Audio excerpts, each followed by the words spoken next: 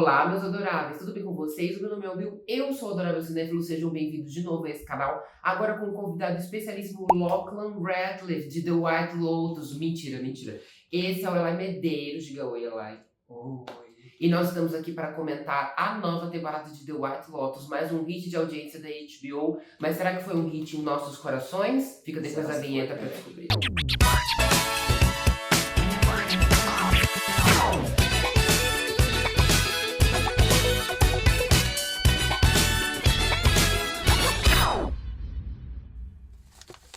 E hoje estamos aqui para falar sobre The White Lotus, escrita e dirigida por Mike White, uma série que começou modesta na HBO como uma minissérie e se tornou um hit de audiência. Elai, o que você acha das primeiras temporadas? A primeira temporada, ela tem uma estrutura, assim, bem atraente como uma minissérie. Mas eu acho que a segunda temporada, ela tornou a série popular, na verdade. Então, quando ela deixou de ser minissérie e se tornou uma série antológica, que ela passou a ser percebida pelo grande público. Pra mim, a segunda temporada é a melhor de todas. Eu gosto da primeira, mas não acho que ela tem o brilho, o requinte, tanto narrativo quanto de direção da segunda temporada. Os personagens da narrativa. Os personagens da segunda são muito mais interessantes, é uma das minhas favoritas. Tem vídeo aqui no canal, eu vou deixar listado no card em algum cantinho por aqui. E aí anunciaram a terceira e eu estava empolgadíssimo. Até para ter uma noção se eu gosto realmente de The White Lotus ou se eu só gostava da segunda temporada, porque tinha essa questão. Tinha mesmo, que em comparação da primeira com a segunda, né? Aí a gente tem essa terceira pra meio que nivelar se a gente realmente gosta dessa série ou a segunda que se destaca. Exato, se só tinha uma temporada boa ou se a série como formato funciona. Muito foi se discutido o formato de The White Lotus, muita gente no Twitter foi chamada de burra porque fica comentando sobre o falecido da série, o povo fica falando que a série não é um whodunit, mas ela é estruturada como um whodunit, então é muito difícil. A gente vai falar já sobre as opiniões na internet, mas vamos começar falando sobre a temporada. O que você achou lá no geralzão dessa temporada? Eu achei uma temporada com personagens muito intrigantes e interessantes. Eu acho que eles funcionam bem, tanto quanto essa tensão e as intrigas que rola, mas no final a série é morna, né? Essa temporada ela é fraca no sentido do tipo, ela nos segura bastante a cada episódio e você sempre imagina o que vai acontecer no próximo. E quando chega o próximo, você espera pro próximo, até chegar o último episódio, que ele acaba acontecendo muitos eventos em um único episódio. Eu sinto que isso é uma coisa também que as séries da HBO têm muito. Sim. As séries da HBO são sempre esse grande vem aí. Vem aí. Sempre uma coisa que vai acontecer no próximo. Nunca o que você tá assistindo parece realmente relevante naquele momento. É algo que aconteceu com Game of Thrones, porque sempre o nono episódio, algo assim, era o penúltimo episódio, ele sempre era o que acontecia, o grande evento. E o último episódio, ele trazia a resolução. Sim, a HBO parece que se especializou nisso. Tem algumas séries que se destacam desse formato diferente, né? Acho que Big Little Lies era uma série que tinha mais coisa acontecendo por episódio. Sim, Mare of Easttown também. Mas essa temporada, eu realmente concordo com você, ela foi bem morna, né? Eu acho que me parece um formato que renderia muito, mas parece que o Mike White já o esgotou com 2 temporadas, né? Que é uma coisa que eu acho, por exemplo, na mão do Ryan Murphy renderia 30. Sim, é isso que eu pensei. E eu acho que parece que ele já esgotou isso com 3 temporadas. Já foi renovada pra 4ª, a HBO inclusive tem esse problema dela renovar a série antes da série ir pro ar. Então eles não têm essa medida do espectador, assim, e eu acho que talvez se eles tivessem esperado até o final, eu não sei se eles teriam renovado. Eu fico pensando se terminaria realmente na terceira, ainda mais que essa temporada dividiu as opiniões. Pois é, e aí eu acho que a HBO vai prestar uma 4ª temporada em uma outra locação. O Mike White já disse que quer fazer uma coisa diferente, ele não quer uma coisa mais tão praiana, talvez vá para um cenário de neve, não sei, né? Morte na neve, talvez. Mas eu não sei o que vai acontecer. Se fosse no Brasil, eu estaria apoiando se fosse no Brasil. Apoio. Noronha, Rio de Janeiro, Copacabana Palace, uma coisa assim, sabe? Eu acho que isso ia render muito. Mas eu acho que também sair um pouco dessa coisa praiana, tira um pouco da estética do que é o próprio seriado, né? Porque a primeira temporada se passa no Havaí, a segunda na Itália, e, bem, não é um clima tropical, mas é um lugar praiano, né? E temos a Tailândia na terceira. É bem parecido na questão de imagens e que esse lugar é belo e inacessível pra gente, nós pessoas que não somos ricaços, né? Então, quando estamos ali, nós estamos num ambiente que nós não vamos pertencer, né? de fato. Mas vamos começar falando sobre os aspectos técnicos da temporada. De direção, alguma coisa se destacou pra você em toda a parte estética, o trabalho fotográfico, de som? Tá comentando. Na verdade, bastante coisa. Por exemplo, eu acho que eu gostei bastante, assim, a mistura do que ele faz com o mar, as texturas do mar e o que está acontecendo com a velocidade, por exemplo, com a força das ondas em comparação ao que está acontecendo com esses diferentes núcleos. Os macacos também aparecem bastante. Às vezes eles estão gritando e às vezes alguma treta está acontecendo entre os personagens, ou até mesmo as imagens da religião, né, daquela parte que acredito que seja um templo. Uhum. E aí tem uma parte mais calma, mais contemplativa da série, mas na verdade é o contrário. Talvez esteja acontecendo realmente alguma coisa que meio que destoa do que aquele ambiente proporciona. Eu gosto como o Mike White ele usa simbologias ao longo da série, tipo os 3 macaquinhos, não ouço, não vejo, não Sim. escuto, que remetem aos 3 irmãos, mas também às 3 amigas, né? O Sim. mal vem em 3, foi o plot dessa temporada, né? O mal vem em 3, ele trabalhou muito com a simbologia do número 3 a temporada toda. Eu acho que isso é até uma coisa meio dele ser um excelente marqueteiro também. Sim. Né? Ele é muito bom nisso, ele sabe como fazer aquilo ser palatável de forma que o espectador ache inteligente. Né? Tipo, olha que inteligente isso, 3, 3, 3, 3, 3, é a terceira temporada. Não só isso, mas também é um discurso mesmo na série, porque a Chelsea, a personagem da Chelsea, fica falando isso. O mal vem em 3, a terceira... Quando acontecer a terceira coisa, né? Algo ruim vai acontecer. Vai acontecer. Dos aspectos técnicos da temporada, eu não sei se você sentiu falta disso também, mas eu senti falta de mais trilha sonora tailandesa. Na temporada da Itália, teve muita música italiana. Minha playlist foi inundada de música italiana. Eu ouvi Rafaela Carrà pelos 50 dias seguidos. E aqui parece que ele botou uma música tailandesa no começo, né? Que é aquela quando eles chegam, Made in Thailand e tal. E aí depois parece que sumiu, assim. Eu acho que na verdade aparecem umas músicas tailandesas, mas naqueles momentos de performance durante o jantar. Uhum. Eu acho que naquele momento apareceu algumas. É claro, né? É muito daquela questão de você viajar para aquele ambiente e tudo ser só um grande passeio. Você não realmente eles não estão se aprofundando naquele lugar. De fato. E o grande trunfo de The White Lotus, né, são os personagens. É uma série de personagens, é uma série que quer explorar as relações dos personagens. Eu confesso que eu gosto do formato de um assassinato que vai, na verdade, não tem muito a ver com a série, mas ele vai expor feridas dos personagens. É porque, na verdade, não interessa muito quem morreu, esse não é o foco da série, mas ele é estruturado assim, como, alguém morreu, mas você fica mais focado você fica mais imerso nos personagens. E o grande núcleo, eu acho, dessa temporada, tal qual o núcleo da Aubrey Plaza na temporada anterior, é o núcleo da família Ratcliffe, ali do Jason Isaacs, da Parker Posey, do Sam Nivola, da Piper, que eu esqueci o nome dela porque ela é muito enjoada, e do Patrick Schwarzenegger, né? Quais foram as suas primeiras impressões sobre esse núcleo? Eu achei que essa família era muito disfuncional, eu acho que funciona bastante como o núcleo da primeira família da primeira temporada. Né? Eu acho que eles têm seus problemas. O pai, ele esconde esse esquema de lavagem de dinheiro, ele não sabe como a família vai reagir e ele pensa coisas absurdas que ele faria com a própria família na tentativa de esconder seus próprios erros. Já a mãe, ela age muito mais em relação com os outros do que com uma personagem solo, porque ela não tem muita história solo.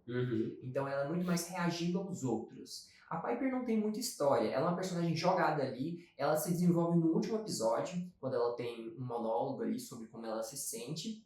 Já a principal relação, pra mim, é a relação do Saxon com o irmão dele, o Lachlan. São os mais polêmicos. Quanta polêmica rendeu. Mas eu tenho que dizer o seguinte, o público tá desacostumado com polêmica. Tipo assim, a gente aguentou incesto em Game of Thrones por 6 anos, gente. E aí vocês ficaram chocados com... Por que ficaram chocados? Porque é um twink. Né? Porque é um twink e um gay. Esse é o grande problema das audiências conservadoras, né? Eu ouvi cada coisa absurda no Twitter sobre esse núcleo. O que eu acho... Podia ter ido além, tá? Eu teria escrito pior. Foi fraco, porque foi mal aproveitado. Eu achei que ele ia explorar outra coisa ali dentro. Não essa coisa do Lachlan ser um people pleaser. Quando ele falou isso dele ser um people pleaser, eu fiquei pensando, é um argumento meio ridículo. Sim. Aí, quando eu fui pensar no contexto da temporada, até faz sentido, porque ele realmente aprendeu a se camuflar ali no núcleo familiar. Ele se esconde. Pra ele agradar as pessoas, né? Então ele já entendeu como funciona a família dele. Então quando o pai dele pergunta se viveria sem dinheiro, ele fala sim. Talvez ele não viveria sem dinheiro, mas Com certeza, ele entende mas que é a ele resposta que o pai quer Com ouvir. certeza, mas ele passa um tempinho pensando como que ele vai responder o pai dele. Uhum. Então talvez ele queira agradar o pai também. Uhum. Ele tem isso de ser um people pleaser. Mas eu achei que fosse ser explorado uma outra coisa, Sim. aquela coisa do desejo interno, né? Incesto existe desde que o mundo é mundo. Por quê? Né? Eu achei que esse ia ser talvez o grande debate da temporada. E o Mike White tinha dito em entrevista à Vulture que o incesto ele teria um propósito, ele não era só choque pelo choque. Eu não acho que foi, mas eu também não acho que teve um puta propósito. Eu acho que teve seu momento, mas depois ficou perdido nos outros episódios. Os próprios personagens não quiseram discutir esse assunto. Uhum. Teve uma leve conversa que foi bem curtinha entre os próprios irmãos, e eu acho que ela não entrou numa resolução. Ela ficou mal resolvida, eu acho, pela questão do espectador analisar aquilo e tirar suas próprias conclusões. O Lachlan é apaixonado pelo irmão? O Lachlan endeusa o irmão? O que ele quer tirar daquela situação? Ou até mesmo Saxon. Ele se aproveita do irmão que é fragilizado para tornar uma cópia dele mesmo? São questões. Eu acho que, sei lá, eu sinto que realmente ficou mal aproveitado. Sim. Essa parte. Eu gosto do Lachlan como personagem, porque eu acho que ele foi o reizinho que fez tudo da Tailândia. Ele usou droga, ele bateu punheta com o irmão, ele bebeu lá o suco, Ele entrou do whey do Mas será, mas pensando bem, já que você falou que ele é um people pleaser, será que ele fez tudo isso pra agradar todo mundo? Então, é uma questão realmente, porque eu sinto que em algumas coisas ele tava querendo só dar uma despirocada. Eu acho que como a questão dele usar drogas. Mas eu sinto também isso, dele querer agradar todo mundo e tipo, já que eu tô aqui com o Saxon, eu vou ser o homem que ele é, esse cara truculento, que pega todo mundo e tal, né? E curiosamente, o Saxon não pegou ninguém durante a temporada, né? Ele ficou a ermo. E o Lachlan dormiu com a Chloe, né? Então assim, eu achei bem interessante, porque o Twink surpreendeu. Sim, e o cara que é o Fred Bro só tem palavras, porque na verdade ele acaba se apaixonando pelo personagem da Chelsea, né? E ele meio que, eu acho que é um personagem que realmente a gente vê uma evolução, assim, dos primeiros episódios até o final, né? Eu acho que ele se tornou um dos personagens-chave da temporada. Sim, ele se tornou palatável. Porque no começo ele era muito insuportável, né? Ele fazendo piada misógina. E eu achava muito interessante também que, assim, a única pessoa que ria do que ele falava era a Vitória, né? A Parker Bowles. Sim. Ela era a única pessoa que ria do que ele falava. Então, eu tinha a impressão de que eles eram meio sinônimos. Sim, paralelos ali. A mãe é parecida com o filho é parecida com a mãe, e que eles se relacionam muito bem. Uhum. E o Lachlan morreu e passou bem no último episódio, E né? eu detestei isso. Ele morreu e ressuscitou. Eu ia perguntar isso. O que você acha que aquilo significou pro texto da série? Porque, sinceramente, até agora eu não entendi. Vou ter que ser no muito sentido conceitual, no sentido do quê? No sentido do conceito, assim. O que ele morrer e voltar à vida diz sobre o personagem e sobre o contexto? É que a gente não sabe muito do personagem depois que ele morre e volta à vida. A gente só vê ele no barco depois. Então a gente não sabe se ele vai deixar de ser um people pleaser. O que isso significa pra ele? Só a gente pode pensar assim como espectador. Mas no geral eu imagino que seja esse momento que talvez ele se reconecte para consigo mesmo e pare de pensar nos outros. Eu achei a cena muito bonita, né? A cena que ele morre ali, o lance da água, que, se não me engano, é o que o monge falou pro personagem do Jason Isaacs, que ele perguntou como era morrer, ele falou isso da água e tem uma tal. cena esse momento é engraçado, porque ele vê os monges e depois ele fala, eu vi Deus. Pois é, assim, eu achei que, assim, se o Lachlan morresse, eu confesso que eu acharia mais interessante. Até porque ele foi o único que respondeu pro Jason Isaacs que ele viveria sem dinheiro. Sim. Que ele viveria sem conforto. Que pode ser não uma mentira a esse ponto, mas também o mais interessante é que a gente já via isso acontecendo. Porque todos os outros personagens já tinham aceitado que eles não viveriam sem dinheiro. Seria mais óbvio esse personagem, inclusive isso ficou meio que se arrastando pelo episódio que ele ia tomar aquilo ou não, e a gente sabia que ele ia tomar, né? Foi meio óbvio. Eu acho que é uma coisa que aconteceu muito nesse episódio é que a gente tinha expectativas, o Mike White conseguiu. Mas assim, no geral, eu queria que ele tivesse subvertido essas expectativas, e ele não fez isso. Não, o Lachlan voltar à vida foi um negócio que eu realmente fiquei me perguntando. Será que foi uma fraqueza do Mike White? Ele queria talvez retornar com esse personagem? Eu não sei, eu acho que às vezes é uma coisa da ânsia por decepcionar também. É aquela coisa da ânsia por querer ver o espectador decepcionado, que é uma coisa que ele tem, ele já admitiu que ele tem, ele quer decepcionar o espectador dele. Né? Ele quer trair o espectador. É uma coisa que não é aconselhado quando a gente fala de série de televisão, né? A série de televisão ela tem que fidelizar o espectador. Assim. Eu acho que The White Lotus fidelizou essa audiência esquisita que gosta de ser traída, né? Eu me vejo nisso, eu confesso que eu gosto de ser traído. E eu acho que o Lachlan meio que foi a epítome disso nessa temporada de você achar o tempo todo que aconteceu uma coisa e não aconteceu, né? Você achou que ele ia dar pro irmão, comer o irmão, nenhum dos dois aconteceu. Não aconteceu nada No disso. máximo foi uma mão ali, boba, em um canto.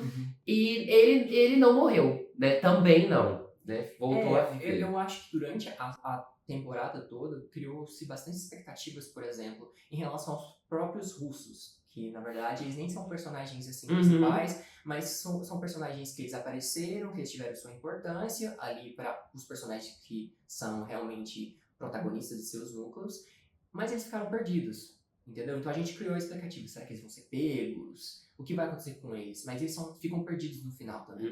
E eu achei que fosse acontecer alguma coisa, né? Até porque a personagem, a Laurie, vê os itens roubados, né? Sim. Na casa do E ela não querido faz lá. nada. E eu achei que isso fosse render alguma coisa. Falei, nossa, ela vai entrar em perigo, né? Ou o cara vai atrás dela, sei lá. Não aconteceu nada. E ela deixou isso por isso. Eu acho que esse pra mim, tudo bem a temporada ser morna. Mas eu não gostei que tiveram coisas que ficaram pendentes e ficou por isso, né? Ficou por isso. Mas já entrando em outro núcleo, que é o das 3 amigas. Porque esse núcleo foi um dos meus favoritos da temporada, Pois tenho me que fale. admitir. Eu amei. Cara, eu adoro rivalidade feminina. Isso é uma coisa meio tóxica, mas eu adoro o trama de rivalidade feminina. E quando eu vi aquelas 3 mulheres que eram amigas e parecia que no fundo se odiavam, eu falei, esse vai ser o melhor núcleo de acompanhar. Que inclusive você me falou que era o núcleo favorito de quem? Do próprio Mike White, né? A Leslie Bibb disse em entrevistas que o Mike White ama essas mulheres, que elas tinham muito mais tempo de tela do que tiveram na temporada, e que o Mike White teve que cortar algumas cenas porque os episódios estavam muito grandes e tal, mas era o núcleo que ele mais amava da série em si. Com certeza, e ele também rende bastante. Né? Eu gosto muito desde o começo, desde aquela primeira cena que as 2 amigas estão conversando e a Carrie Coon tá no quarto e ela começa a chorar, e ela faz um choro esganiçado, que é aquele choro assim...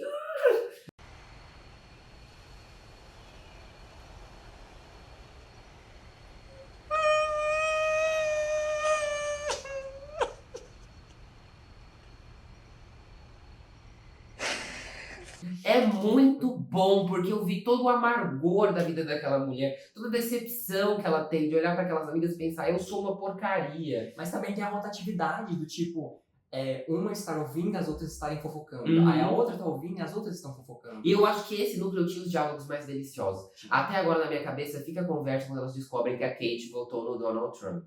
Eu acho, porque é didático, né? Porque, tipo, ela é republicana, né? Então, tipo, que péssimo.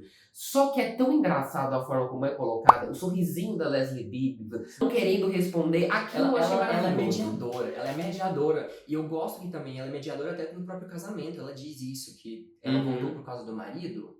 Sim. E ela sempre fica tentando ali agradar as duas, né? Uma hora ela fala mal de uma amiga, uma hora ela fala mal da outra amiga. E esse núcleo é o mais delicioso. E teve gente que questionou muito o desdobramento final.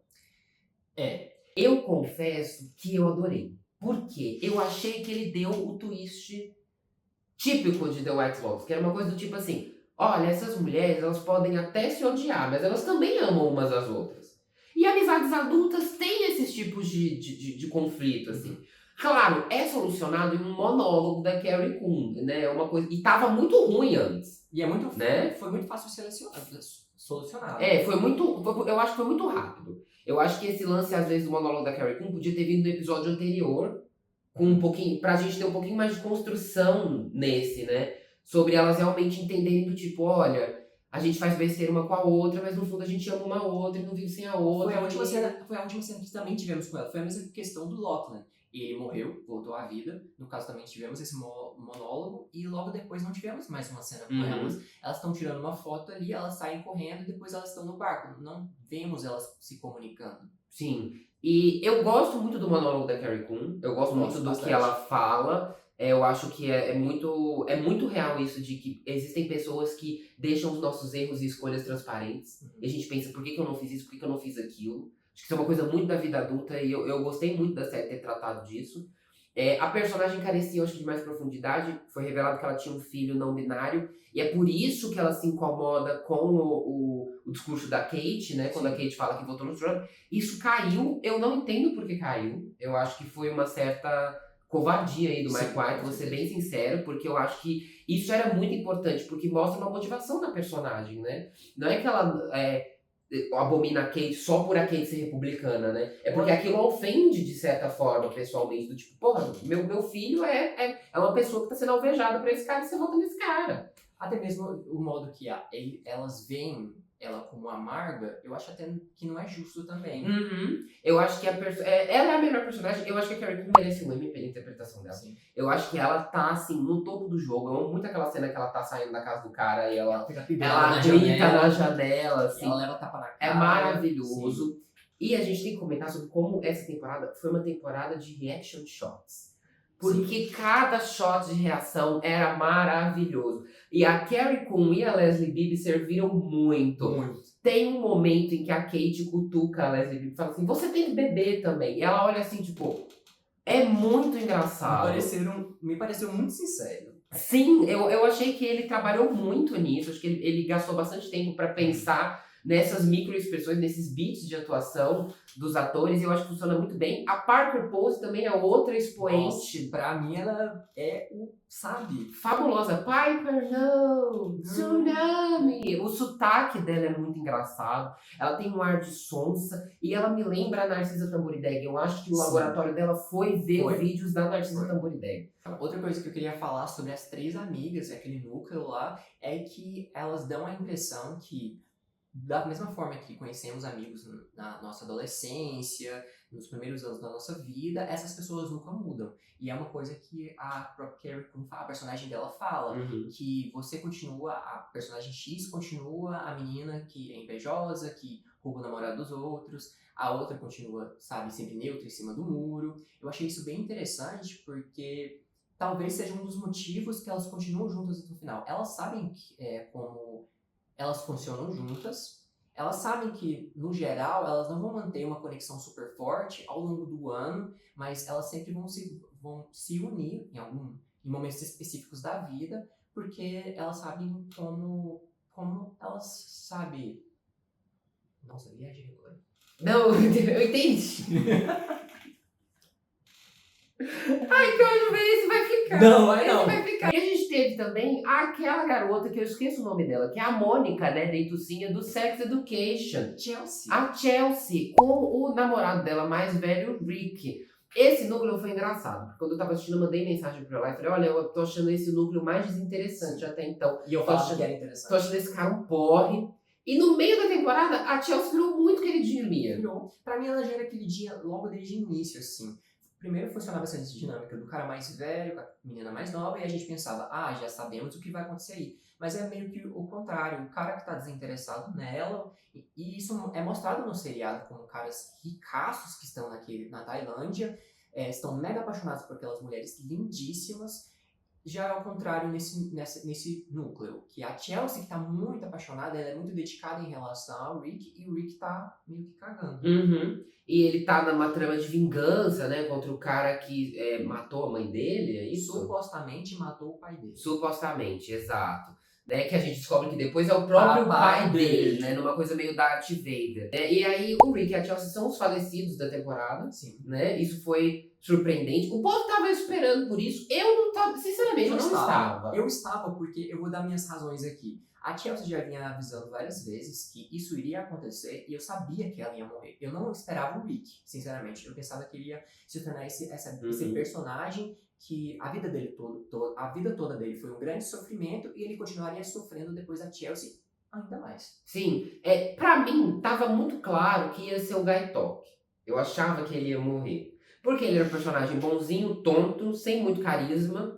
E ele sempre mata uma pessoa que tá ali meio à deriva, né? Tudo bem, a Tânia tinha muito carisma, mas ela era uma piada, né? A morte da Tânia é um meme. né? E a morte do outro cara na primeira temporada também. Sim. O que me choca muito nessa temporada é que a morte deles, ela é significativa pra trama. Simbólica. Né? Ela é dramática, ela é relevante, ela não é uma piada. Né? Porque a morte da Tânia é uma piada, ela é engraçada, né? O jeito que ela morre, ela cai na iate lá. E isso me chocou muito, e por isso que eu amei tanto o episódio final. Mas voltando no Gaitop, que você disse sobre ele, que você imaginava ele morrendo, talvez a personagem da Lisa, que é a Mook, eu pensava que ela poderia bem morrer. Porque... Que fez figuração, né? Sim, a Lisa fez figuração. Eu imaginava que ele, após agir na violência que ela queria que ele agisse, ela acabaria ferida, exatamente como o Rick, porque ele agiu, a Chelsea acabou ferida. Então, poderia funcionar em qualquer um desses núcleos e teria, eu acho que é o mesmo efeito. E assim, que desperdício de talento é a Lisa nesse papel, né? Demais. Porque assim, ela é ótima e ela tá fazendo uma figuração de uma personagem meio manipuladora, mas ela você não vê todo esse ar também de controladora, de manipuladora. Ela parece uma tontinha também. Não, eu senti que ela não tava afim do cara, mas ela tava afim de torná-lo uma cadelinha. Exato. Então foi uma personagem que pra mim foi só um chamariz de audiência, né? Sim. Deu certo? Deu, mas assim, ela foi só um chamariz de audiência, ela não serviu pra nada. Essa temporada também teve participações especiais, a gente teve o Ki Huy Kwan como advogado do Jason Isaacs, que apareceu apenas por telefone, e a gente teve o Sam Rockwell em um dos monólogos mais perturbadores da história da HBO. Eu fiquei muito chocado assistindo aquilo, eu quero muito saber a sua opinião, porque eu tava assistindo, eu tava incrédulo no que eu tava ouvindo. Eu me senti também chocado, mas ao mesmo tempo, eu entendi o que ele quis dizer.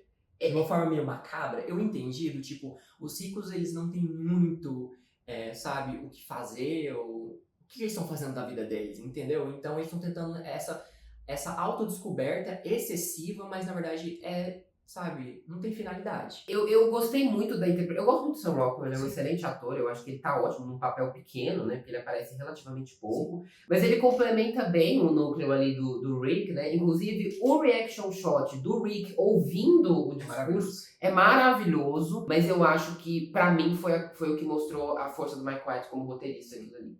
Eu acho que ele é muito bom de construir monólogo. E eu acho que The White Lotus é uma série que cabe, não fica maçante. Sim. Eu acho que você espera que cada episódio tenha isso, né? Tenha uma fala impactante. Como é focado nesses personagens, é demais. Muitas falas e falas. Tudo bem, eles estão ao tempo todo em intriga, em conflito, e você sente isso, e esses monólogos, eles entram em momentos chaves. Teve monólogos bem interessantes, porque essa série, como é focado nos personagens, eles falam o tempo todo, é conflito o tempo todo, então eles entram em momentos chaves, como é o caso da Carrie Coon, o monólogo da Carrie Coon, da Pose, e também do Rockwell. Sim, eu gosto muito desse tipo de texto do Mike White, eu realmente acho muito interessante. E já saindo desse núcleo do Rick e da Chelsea, né, que foram os falecidos, a gente tem os premiados da temporada, né? Que são Belinda e seu filho. Toda temporada o Mike White premia alguém que joga limpo na visão dele, né? Na primeira temporada é o Fred Hatchinger, que vai morar no Havaí. Na segunda temporada são as duas prostitutas, né? As queridas. E agora foi a Belinda e o filho dela, o Zion. O que você achou da Belinda? Porque a Belinda era uma personagem, quando voltou, eu falei, vai voltar. Sem sal. Eu acho ela uma personagem interessante na primeira temporada, mas nessa temporada ela tá sem sal. A relação dela com o Pornchai é interessante, eu pensei que daria um mousse, um romance ali, ia se tornar uma coisa muito interessante, talvez pelo conflito de culturas, não sei. Mas no final ela se tornou meio que um espelho para aquilo que ela detestava, abominava, que era a própria Tânia.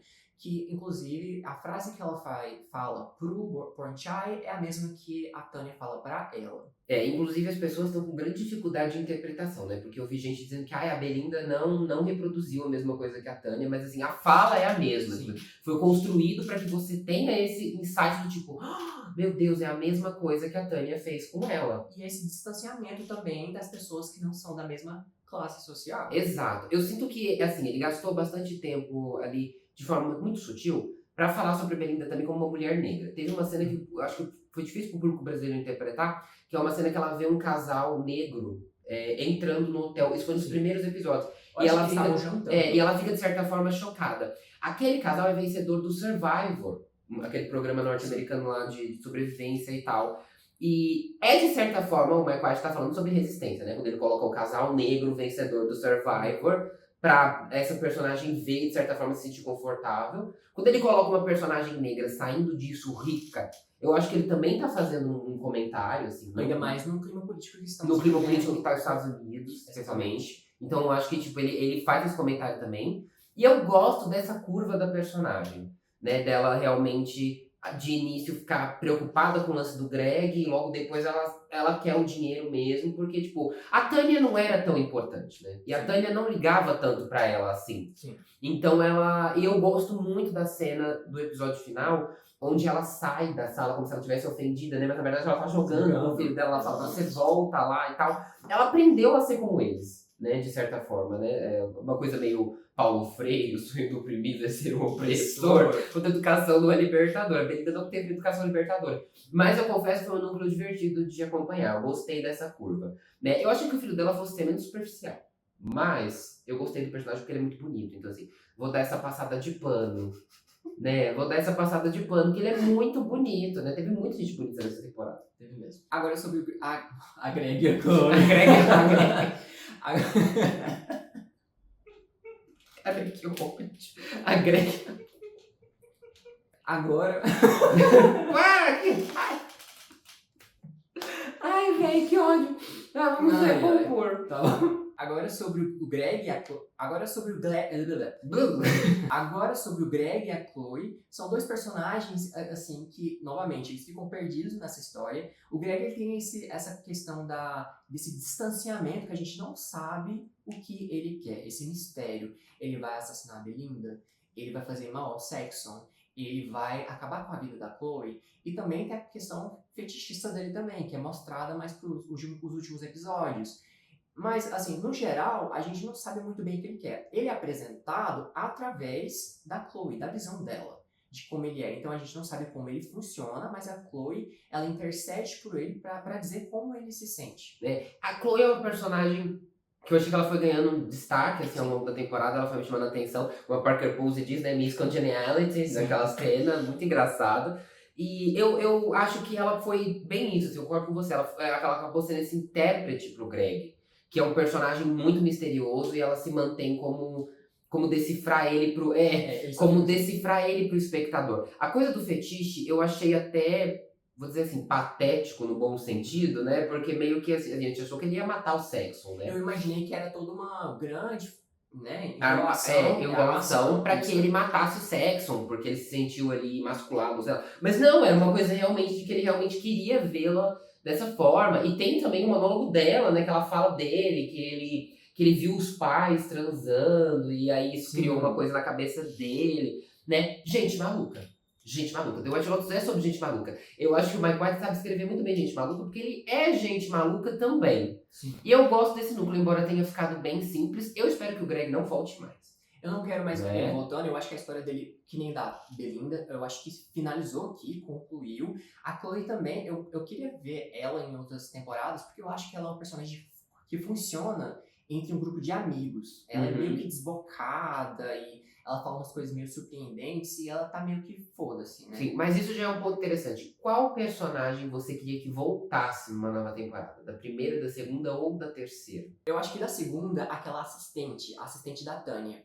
Eu acho que ela é uma personagem, assim, que ela não fazia parte daquele universo. Seria interessante ela voltar com o estilo Belinda, mas talvez mais desconstruído, mais Gen Z, não sei.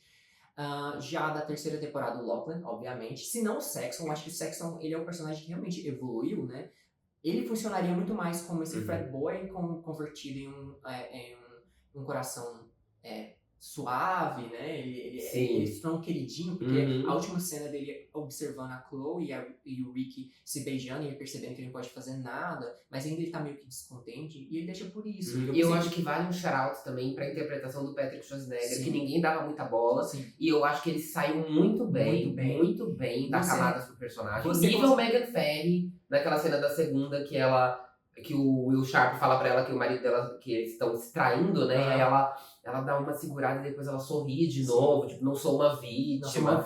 Né? Pra mim foi esse mesmo nível de interpretação. Nossa, assim. eu adorei, pra mim, o Patrick, ele é muito bom, por exemplo, nos momentos de comédia. Eu não sei como é que ele conseguiu segurar, por exemplo, quando ele fala aquela palavra X no lugar de sorry, no barco. No iate. barco, é no barco. Exatamente. É hilário que ele troca a palavra por outra palavra aí. E aí, cara, ele tem umas sacadas assim, o Mike White no caso, ele tem umas sacadas assim desse personagem que foi maravilhosa. E tudo, eu acho que o Mike White ele sabe escrever homens. E, assim, ele sabe escrever mulheres também, mas assim, homens ele é muito bom porque todos os personagens homens que tivemos desde a primeira temporada, variedades de homens héteros ou até mesmo gays, foi até engraçado, surpreendente, né? Porque tivemos o Frat Bro, tivemos o pai dele, que é um cara muito problemático e assim, né? E na segunda temporada temos aquele núcleo só de homens, né? Que tem o patriarca, tem o pai, tem o filho, e como eles se relacionam, enfim. Eu acho que ele sabe escrever homens e torná-los eles o menos péssimos. De fato, assim, eu acho que as mulheres dele até são bem escritas também. Eu gosto muito daquela cena da segunda temporada que a Aubrey Plaza tá andando e vem vários homens em volta dela, é igual a cena do filme da Monica Vitti, La Aventura, acho que esse é o nome do filme. Eu gosto como ele escreve mulheres, eu acho a Aubrey Plaza muito bem escrita na segunda temporada, tanto ela quanto a Megan Ferry. Mas os homens dele se destacam de fato, eu acho que tem uma coisa... Porque ao mesmo tempo ele escreve personagens tão falhos, Sim. né, que é interessante de acompanhar. São homens patéticos. Sim, são. Né? E eu acho que da segunda temporada eu traria muito de volta o queridinho dos três caras, o Di Marco lá. Eu acho ele muito simpático. Eu queria ver ele voltando com alguém pro hotel, sabe? Com uma namorada, não sei. Eu acho que ele renderia alguma coisa, né? Mas se vê que ele acabou com uma relação com aquela menina que era assistente. Ou a Porsche também, né? A própria Porsche é uma personagem que daria pra retornar, acho que de um jeito bem interessante. Da terceira eu traria mesmo o Lachlan.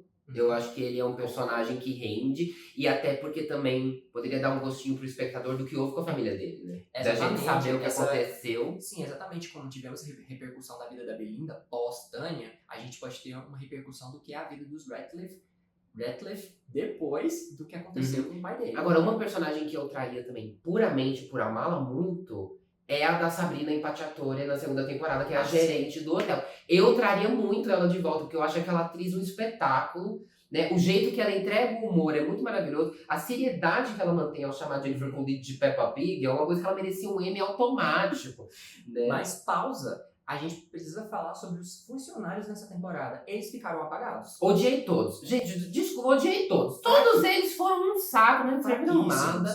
No máximo aquela diva lá que era da televisão, a Ciritala. Porque o marido dela, né, o dono do hotel, entrou pra morrer. Gaitoque era um saco, a Muca era um saco. O gerente lá, que é o cara do Zona de Interesse, não fez absolutamente nada. E chamaram um ator maravilhoso, ele não fez nada. Eu achei, tipo assim, a HBO tava com dinheiro pra jogar fora. Sim, e eu fico pensando que, já que é essa relação entre funcionários e os clientes dessa pousada, resort, eu fico pensando bastante sobre, por exemplo, quando que eles vão falar sobre as cagadas e as coisas terríveis que acontecem nesses resorts de White Lotus, né? Esse resort. Quando que vão pontuar isso na próxima temporada? Será que alguém vai falar assim, nossa, será que tá tudo ligado? O que tem de errado com os sócios donos desse resort? Porque assim, né, a gente teve a primeira morte, aí teve a segunda morte, que até a gerente fala, né, que foi fora do hotel, então não é responsabilidade dela. Foram várias mortes, na verdade. E agora o dono do hotel morreu, né? Então assim, tem que ter uma repercussão. Eu também sinto um pouco que isso era uma coisa do Mike White, talvez tendo medo da temporada não ser renovada. E aí ele mata o dono do hotel como uma coisa até meio cíclica. Não sei, eu senti um pouco isso. De que a resort também morre?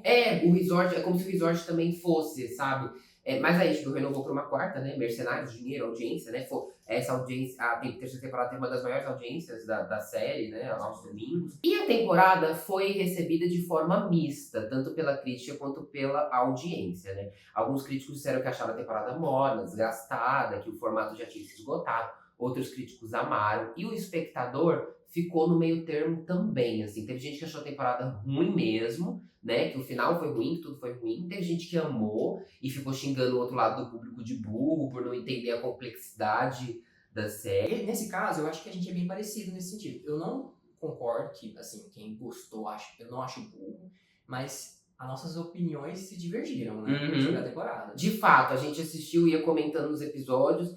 Eu tava bem imerso na temporada, eu acho que é uma série que tem uma coisa dela te manter assistindo. É uma coisa meio Ryan Murphy. O Ryan Murphy, assim, não importa a trama horrorosa que ele tem, ele te segura com ela. Sim. Eu acho que é isso, The White Lotus não tem uma super trama, mas o Mike White te segura com ela. Mas eu também não acho a série o suprassumo da sutileza e que o público que não entendeu. Sim. Sabe? Tipo, porque não é um whodunit. A série é um whodunit. Ela é estruturada como um whodunit. Ele mostra os conflitos pra que você fique imaginando. Opa, quem vai morrer é esse clã, quem vai morrer. É isso, a série é um whodunit. O público não é burro de ficar se perguntando quem morreu. Sabe? Tipo assim, acho que a gente tem que parar um pouco com essa coisa desse elitismo de cultura do tipo, é uma série muito sutil para o público diferenciado. Não é assim, o Mike White tá construindo um whodunit comum.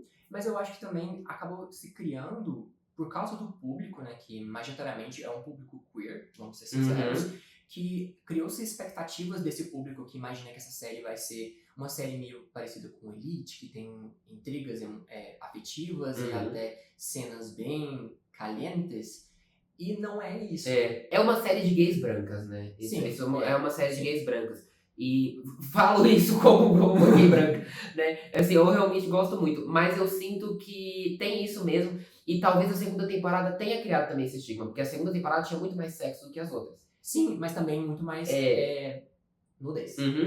Mas é porque era o tema, né, da temporada. Era sobre o que ele queria falar: sexo, casamento e relações de poder dentro do casamento e dentro da vida sexual das pessoas. Era o tema, né? Agora o tema dessa mudou, ele foi pra uma coisa de limpeza espiritual, religião, então não cabia uma coisa também tão explícita, né? Eu acho que é uma série que a classificação dela vai variar de acordo com o tema mesmo. Mas esse tema dessa temporada ficou um pouco vago, vamos ser sinceros. Ficou. Eu achei que ficou. Eu acho que a segunda temporada era muito mais clara. Acho que dava pra entender mais sobre o que ele tava falando durante a temporada. Eu acho que essa coisa do espiritual, pra mim, veio muito no final, né? Eu acho Auckland, da Chelsea. Mas eu acho que não ficou uma coisa muito clara. Talvez ele permeou, sim, na questão de simbologia e tudo mais. Eu acho que é tudo um grande plano de fundo, assim, sabe? Tem grande relevância. Talvez seja por causa da mentira da Piper, que a razão que eles chegam ali, que esse núcleo familiar é bem importante, é que ela mentiu para estar ali. E, na verdade, isso tudo resultou em grandes outras coisas, né?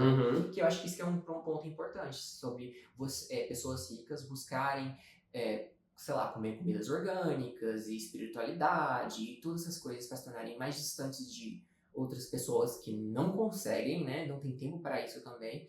E é uma coisa que eu até comentei com você, que grande parte do que eles comem na série é comida mais fresca, frutas. Isso aparece muito. De fato. E no final, a última comida da Chelsea é um donuts, né? Que é uma indulgência. Que é contrário ao que eles estão tentando conseguir naquele ambiente, que é um ambiente tudo mais natureba. Já ela escolhe o quê? Um donut antes de morrer. Eu achei bem simbólico também. E o Mike White respondeu a essas críticas, né, dos espectadores num dos podcasts da HBO, com uma analogia muito engraçada, onde ele diz que ele está fazendo edging com o espectador, né? Eu vou deixar uma definição aqui embaixo, porque eu não sei se o formato family friendly vai permitir que eu explique o que é edging. Né? A gente deixa pela gente. Mas ele disse que ele está fazendo edging com o espectador. Se você não gosta de edging, cai fora da minha cama, né? É o que eu gosto de fazer. Né? Ou seja, ele não vai dar orgasmos ao espectador. Mas né? Será que ele conhece o público? Eu não sei. Eu sinto que ele ganhou uma liberdade de poder fazer o que ele quer ali dentro. Com certeza. Né? Então eu não sei se eu sinto que ele não se preocupa mesmo com o espectador. Mas essa preocupação dele é ruim até mesmo na questão da produção, que a gente vai falar mais tarde. Porque eu sinto que a série sai prejudicada, né? Sim. Porque essa ânsia por decepcionar, às vezes, também tem que ter um limite para não trair a audiência, né? Você tá ali todo domingo. Prejudicar também os seus próprios personagens, porque essa temporada tem personagens muito interessantes, mas eu senti, por exemplo, que não subverteu pra mim, e eu me senti um pouco até constrangido porque eu me senti até um pouco forçado a assistir. E, assim, nessa temporada a gente divergiu muito no episódio final, porque eu amei o episódio final, né? Você não amou tanto. Porque eu senti justamente que o episódio final é o contrário do que o Mike White fala. Pra mim, ele foi um orgasmo. Eu acho que na hora que o Rick pega a arma, atira no cara, a mulher fala, ele é o seu pai. A Carrie Coon sai correndo. Aquilo foi entretenimento. Aquilo me entreteu muito. Durante 1h30. E aí eu achei que ele realmente... Foi uma coisa meio novelesca? Foi. Mas eu gostei que ele foi pra essa. Mas eu imaginei tudo aquilo acontecendo. Eu sabia que a Chelsea ia morrer, eu sabia que eu já tinha teorizado, tinha te falado que era o pai dele. Sim. Eu sabia que o Rick ia cometer um crime. E eu imaginei que o Gaitoka acabaria sendo corrompido. E isso tudo aconteceu. Eu não tinha botado muita fé nessas teorias, não. Eu achava que ia ser uma coisa bem mais sutil, assim, bem mais... que ia ser um episódio morno. Antes de assistir o episódio, eu ainda falei, vai ser morno. Vai ser 1h30 de nada. Talvez porque eu já acreditava demais nisso, me trouxe essa percepção. Talvez porque eu já acreditava isso quando eu assistia. Talvez não foi pra todo mundo também. Mas eu achei que serviu muito, né? Tivemos também o The White Lotus por trás das câmeras, segundo o Jason Isaacs. Né? O Jason Isaacs disse que houveram intrigas entre o elenco. Eu acredito que é porque alguns membros do elenco são republicanos. E a gente sabe que a Natasha Rothwell, que é a Belinda, não é nada republicana. Então, assim, amizades foram feitas e foram perdidas. Mas assim, é um assunto que ele deve estar presente num seriado como esse. Porque uma das grandes razões que as pessoas ficam se perguntando por que não tem A-listers trabalhando nesse seriado em específico, é porque é uma crítica a milionários, a ricaços. E como que você bota um milionário pra fazer outro milionário e caçoar da cara dele? Sim, e eu gosto desse fator que não são atores não são Nicole Kidmans da vida, sabe? São atores ou que estão iniciando ou atores que estão com uma baixa na carreira, como é o caso da Jennifer Coolidge, né? A Jennifer Coolidge a carreira dela estava baixíssima, né? E isso é uma coisa também muito Ryan Murphy. Eu vi um cara falando que o Mike White é o Ryan Murphy gourmet e eu concordo.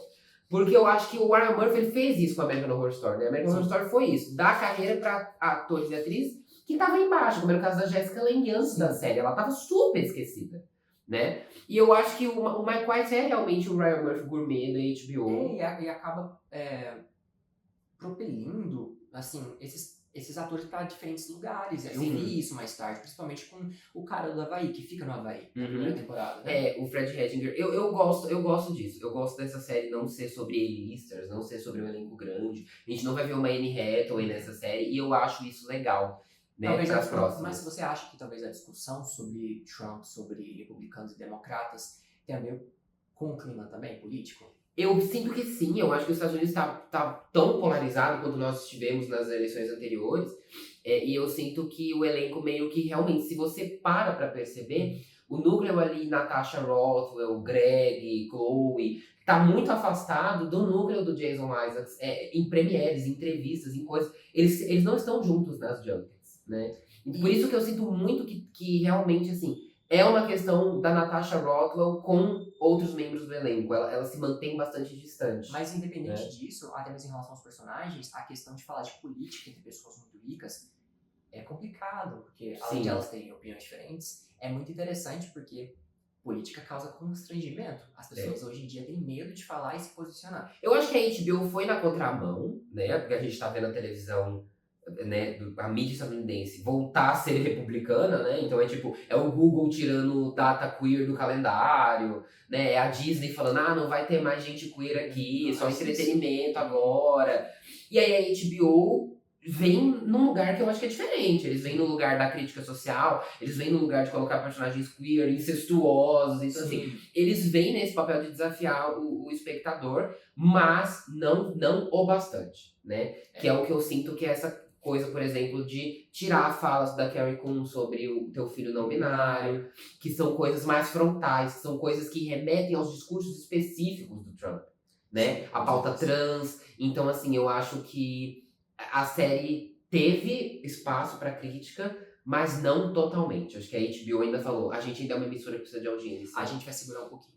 Segura um pouquinho. Para as próximas temporadas, não sei se isso vai acontecer, mas para as próximas temporadas a gente já sabe que não vai acontecer uma coisa que é Cristóbal Tapia de Vir já era, foi embora, soltou uma bomba no final da temporada. E eu gostei. Eu achei que estava a nível White Lotus. Você viu entretenimento puro, porque eu e boa parte dos espectadores estavam revoltados. Sim. Porque quando vimos a abertura, não tínhamos os não tinha. Eu fiquei muito triste. Eu mandei mensagem pra ela falando, não tem os ulululus, que palhaçada é essa? Tiraram a coisa que tornava, sabe, era o leitmotiv da série. A coisa do fator identitário, né? Sim. Tal qual a American Horror Story com... né? Assim, era o fator ator, né? E a segunda temporada é incrível, a Sim. abertura. Nossa, Né? demais. É a minha favorita. Incrível. É a minha favorita. A do Havaí. Porque a do Havaí tem um tom mais misterioso. E a da Itália tem uma coisa meio balada, meio ibis. Ela entra num batidão assim. Tururu, e você vai dançando, é muito legal. E não tinha como dançar a abertura dessa temporada. Porque ela foi xoxa. Eu não acho que ela foi xoxa, mas ela foi tão, sei lá, a palavra não é misteriosa, mas, sabe, meio, você não sabe o que tá acontecendo. É. Pra mim, eu me senti assim com todos os personagens. E eu queria não sei o que tá eu queria uma acontecendo. coisa, eu queria os meus Lulu. Eles voltaram em algum momento, né? Eles entraram na trilha sonora Sim, umas 2 ou momentos, 3 exatamente. vezes. Também teve momentos onde ele colocou que é aquele gemidão lá, que eu também acho muito interessante, que vem mais da primeira que da segunda, né? Mas eu fiquei muito chateado. E aí o Cristóbal, eu achei que era culpa do Cristóbal Tapia de Vir. Falei, nossa, que escroto, né? Acabou com o sucesso que ele tinha feito, né? E aí veio, ele falou, não, meus queridos, eu tentei. Foi o Mike White que não quis os Lululululus. E aí ele fez o quê? Não bastante isso, ele soltou no YouTube como ia ser A música. a abertura. Ele soltou no canal do YouTube dele, falou assim, ó, era pra ser isso aqui, gente, mas o Mike White não quis. E aí deu uma maior polêmica, o Mike White falou que ele é aproveitador, que ele quis fazer um barraco, ele quis fazer circo, mas assim, eu achei bem feito, porque o Mike White nos tirou uma aclamação. Aí a gente pensa, será que essas coisas que aconteceram nos bastidores, mais do Mike White em relação ao compositor, não tem a ver? Eu sinto também, e eu sinto que assim, não vai ser a mesma coisa. Não vai. Sem o Cristóbal. Não A vai. trilha dele era muito inebriante, um dos fortes do White Lotus é a trilha sonora. E eu acho que vai Era perder único, muito. sim. Eu acho que vai perder muito, muito mesmo. Ou ele chama algum compositor e a HBO vai falar, traz o Lulu de volta. Sei lá o que você vai fazer, mas vai ter que trazer os Lulululus de volta. Porque o público realmente ficou revoltado, e nessa eu tô 100% com o espectador. Isso aí. Mas é isso, The White Lotus está disponível já completa na HBO. Ela, muito obrigada pela sua presença aqui, amigo. Você foi um divo. E fala aí para as pessoas onde elas podem te seguir, onde elas podem encontrar seu conteúdo. Pessoal, eu tenho um canal no YouTube que se chama Eli Medeiros mesmo. Estou nas redes sociais também. Ultimamente eu estou bem off. vou ser Tá bem sincero, off. Mas eu acho que essa colaboração, que talvez, acho que sim, né? Podemos confirmar. Virão muitas Sim. por aí. Virão muitas. Exatamente. Então, vocês podem me seguir no Instagram e também no YouTube, se inscrever no meu canal. Acho que é isso. É isso, gente. Beijinhos e até a próxima.